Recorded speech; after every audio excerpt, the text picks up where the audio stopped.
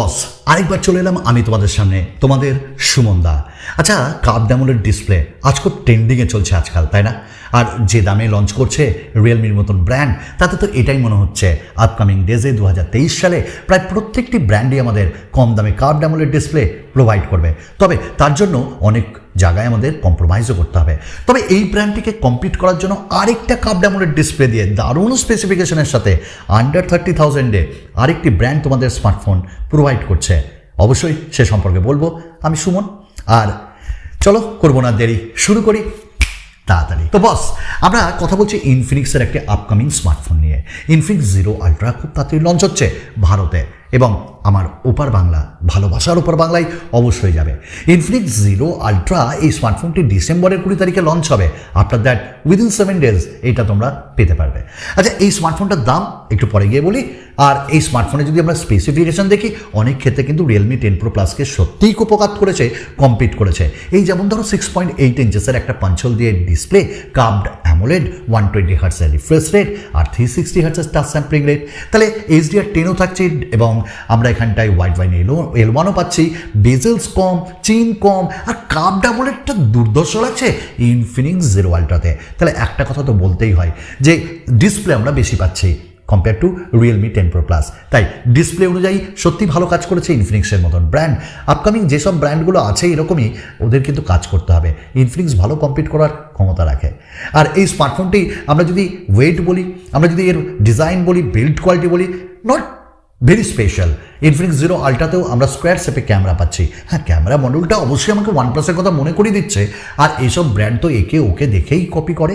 আর তার সঙ্গে এখানে আমরা পলিকার্বনেট ডিজাইন, ম্যাট ফিনিশ পাচ্ছি, সাইডের ফ্রেমও পলিকার্বনেটের পাচ্ছি, এবং বেশ হালকা এবং বেশ পাতলা বলতে পারি। তাহলে আরেকটা কার্ভড অ্যামোলেড 5G স্মার্টফোন আমরা বেশ পাতলা পাচ্ছি। আর হ্যাঁ, যে লুকস এবং ডিজাইন ওটা কার্ভড, কিন্তু তো হাতে ধরতে কোনো অসুবিধা হবে না।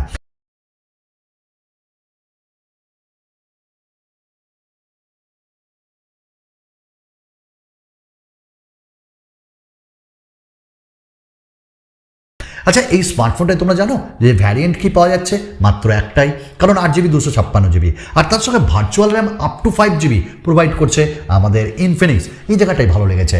আর 8GB হওয়ার জন্য কোনো ল্যাগিনেস তো পাবেই না, আবার 256GB মানে স্টোরেজ আউট হবেই না। আর এখানে UFS 2.2 স্টোরেজ টাইপও পাচ্ছি, LPDDR5 র্যাম পাচ্ছি। আমরা রিয়েলমি 10 Pro Plus-এ LPDDR4 পেয়েছিলাম, তার থেকে বেটার কাজ করেছে ইনফিনিক্স। সাথে বলছি কুপকাত করতে পারে রিয়েলমিকে। আচ্ছা, ভালো লাগছে তোমাদের ভিডিও? যদি লাগে তাহলে একটু সাবস্ক্রাইব করে দিও। আর মন যদি চায় তাহলে লাইক করা কিন্তু অবশ্যই চাই। আর ভালো না লাগলে ডিসলাইক করবে।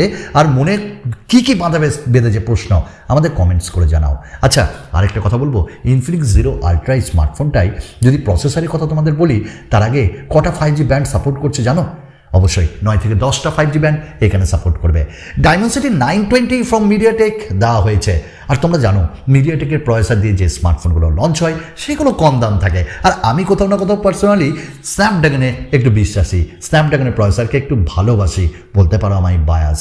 তো এখানে মিডিয়াটেক ডাইমেনসিটি 920 অবশ্যই রিয়েলমি 10 Pro Plus-এর 1080 থেকে একটু কম পারফরমেন্স তো দেবেই, তবে দুটি 6nm টেকনোলজির প্রসেসর, আর পারফরমেন্স ভালোই হবে। ডে টু ডে ইউসেজে তেমন কিছু বুঝতে পারবে না, আর হেভি গেমস খেললেও কোনো অসুবিধা হবে না, কারণ এখানে ভেপার কুলিং চেম্বার দেওয়া আছে।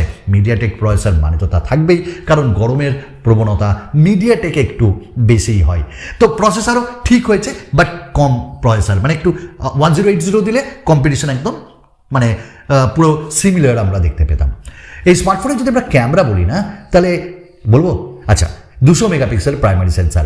এখন কোন সেন্সার ইউজ করেছে আমরা জানি না, আর এতে কিন্তু তোমরা মাথা খারাপ করবে না। ওই 108 হোক 200 হোক, এগুলো কিন্তু সব পিক্সেল বিনিং, মানে বোকা বানানোর একটা টেকনোলজি, তেমন কোনো ডিফারেন্সও পাবে না। তো দেখতে হবে যে 200 মেগাপিক্সেলের ক্যামেরা কতটা ভালো। আচ্ছা হ্যাঁ, ইনফিনিক্সের স্মার্টফোন কারা ভালোবাসো বেশি বলো তো? এখনই কমেন্টস করো, লাইক করো। যারা ভালোবাসো না, কেন বাসো না, অবশ্যই কমেন্টস করবে। তো এখানটায় আরেকটা ক্যামেরা পাচ্ছি 13 মেগাপিক্সেলের আলট্রা ওয়াইড, এখানে আমি বলবো অবশ্যই ভালো।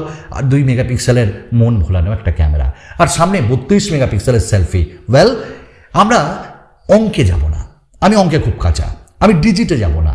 আমরা দেখব এর অবভিয়াসলি প্র্যাকটিক্যালি যে এর পারফরমেন্স কেমন, অপটিমাইজেশন কেমন, ক্যামেরা প্রসেসিং কেমন, এইটা কিন্তু দেখতে হবে। আমরা 4K ভিডিও রেকর্ডিং কিন্তু করতে পারবো ফ্রন্ট রিয়ার ক্যামেরা দিয়ে। আর সবথেকে বড় কথা OIS থাকছে, অপটিক্যাল ইমেজ স্টেবিলাইজেশন। এখানটাই বলবো হ্যাঁ ভালো ট্রাই আউট করেছে আমাদের ইনফিনিক্স।